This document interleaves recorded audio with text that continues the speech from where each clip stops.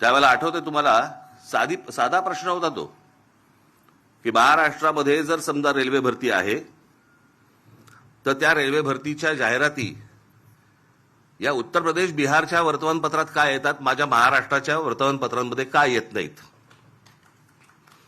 आणि तिथून हे सगळं सुरू झालं. आणि मग तुम्हाला आठवत असेल ते हजारो लोक त्यावेळेला तिकडे रेल्वे परीक्षा, त्याच वेळेला कळलं हे आलेत कशासाठी, ही कोण माणसं आहेत, कशासाठी आली आहेत, सगळे रेल्वेचे प्लॅटफॉर्म सगळे भरलेत, झोपलेत सगळेजण, कशासाठी बसलेत, कोण आहेत हे. आणि मग आपले काही महाराष्ट्र सैनिक त्यांना विचारपूस करायला गेल्यावरती त्यातल्या काही जणांनी आपल्या लोकांना आई बहिणीवरनं शिव्या दिल्या. त्या शिव्यांमधनं हे सगळं सुरू झालं. आणि तेव्हा कळलं की महाराष्ट्रामध्ये नोकऱ्या आहेत, महाराष्ट्रातल्या तरुणी ह्या वणवण फिरतायत नोकरीसाठी, आणि महाराष्ट्रातल्या नोकऱ्यांच्या जाहिराती या उत्तर प्रदेश बिहारमध्ये येत आहेत आणि आपल्याला कल्पना नाही.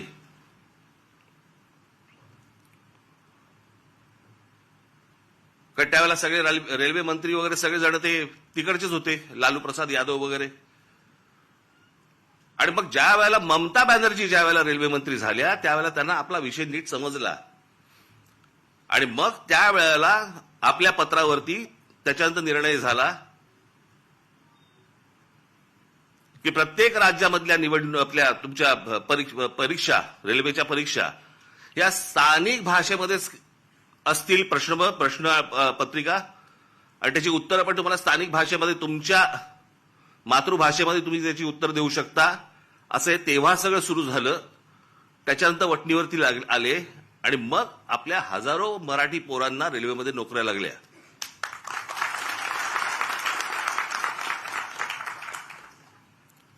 आज त्या सगळ्या गोष्टीला जवळपास 18 वर्ष झाली. पण हे कशासाठी झालं, का झालं, हे तुम्ही विसरता कामा नये. अनेक आपली आंदोलनं झाली. आज महाराष्ट्रामध्ये तुम्हाला मोबाईल फोन उचलल्यावरती पहिल्यांदा जे मराठीमध्ये ऐकू येतं ना, ते महाराष्ट्र नवनिर्माण सेनेच्या आंदोलनानंतर सुरू झालं.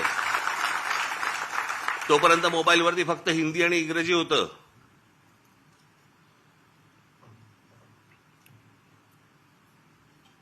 भाषा कुठची वाईट नसते, पण हे आमच्यावरतीच लादायचे सगळे प्रयत्न सुरू होतात महाराष्ट्रावरती. कारण आमची लोक चिडत नाहीत, रागवत नाहीत, बोलत नाहीत, रस्त्यावर उतरत नाहीत, राग व्यक्त करत नाहीत. केला असतं तो मोबाईलवरती करतात.